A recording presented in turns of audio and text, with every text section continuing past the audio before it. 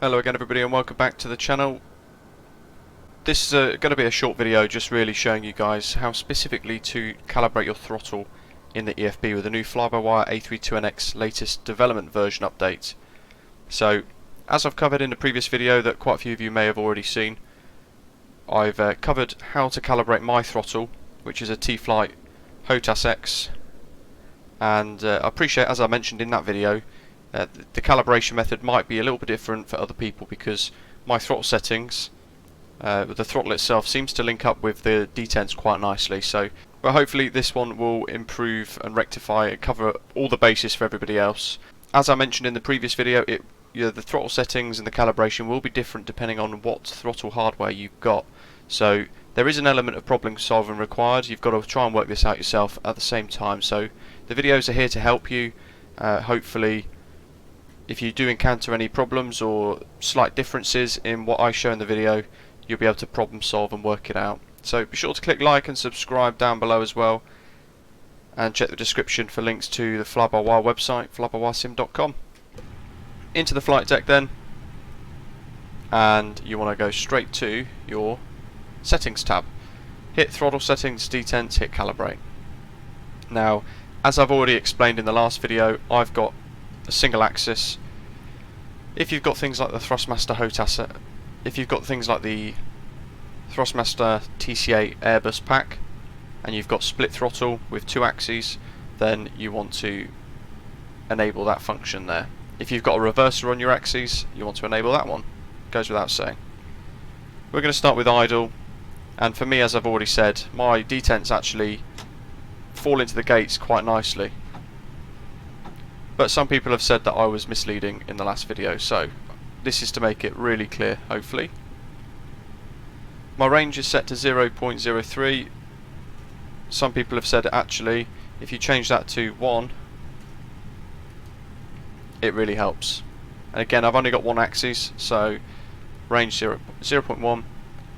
But again, this is this is independent of everybody's setup. Your setup's going to be different to everybody else, so there is an element of subjectiveness to this. You've got to just find what you think is best for you. So my throttle is set to idle at the moment. I'm happy with that. Set from throttle. Climb gate. You want to find where roughly you want the climb gate to be with your throttle setup. Bearing in mind you've also got to have flex and toga. You can see that's where it's currently set.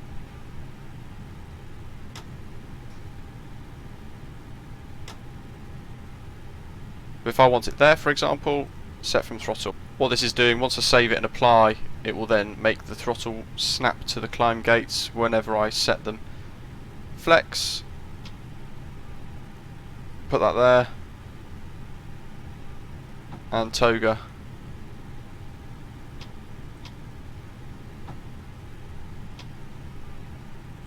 Set from throttle, toga, all the way to the top, set from throttle. Happy days. Hit save and apply. So there you go, that's in the climb gate with the range. Again, you can change the range. I'm giving you guys all the tools here. So again, like I've said already, you've got to try and work it out and just get it right to what you think is best for you. You don't want an overlap, and if you do, like I've triggered here, you get the warning. Flex overlaps with toga. So, set from throttle. That's because it's got a massive range attached to it. So again, change the range. 0.4.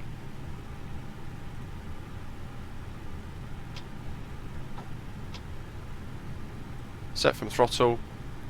And there we go. Find what you think is comfortable and what works for you depending on your particular piece of hardware. Climb, flex, toga, idle. If you've got a reverser, then you want obviously reverse idle.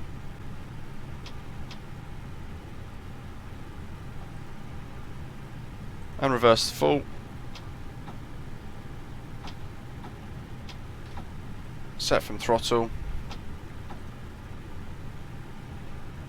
And any changes you make sure you always save and apply.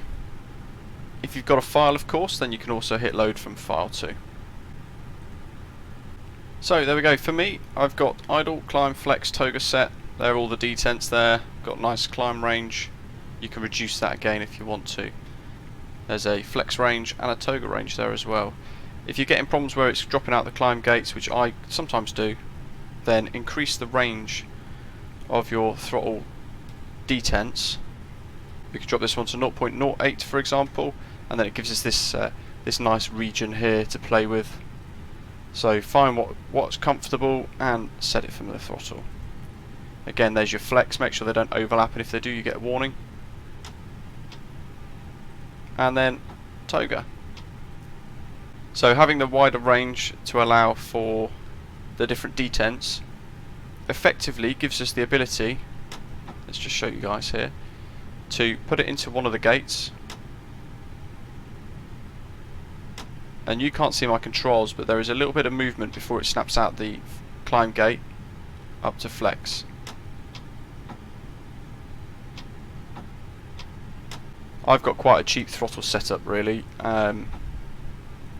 Let's drop toga, because we don't really use toga too much. Let's do that to 0.03, might as well.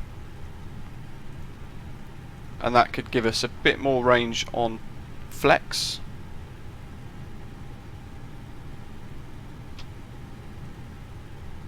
There we are.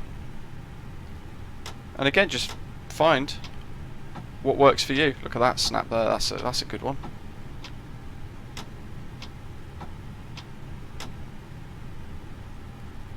So a lot of this is trial and error, guys. Find what is suitable for you depending on the hardware that you've got. So there's no one size fits all solution to this. It's a matter of personal preference, finding those comfortable settings and the comfortable range for what you want out your simulator when you're flying the Flybywire A32NX. And just remember to save and apply. What I really recommend, as I mentioned in the previous video, go through and do a little test run. Do a little test flight with it to make sure the throttles are behaving as you want them to for takeoff, rejected takeoff for example, maybe even a quick approach test as well, and get the feel for it. Again, you're changing the detents, it's going to feel a little different of course. Hope you find the video useful anyway. Be sure to click subscribe down below and let me know how you get on in the comments below. But in the meantime, thanks for watching.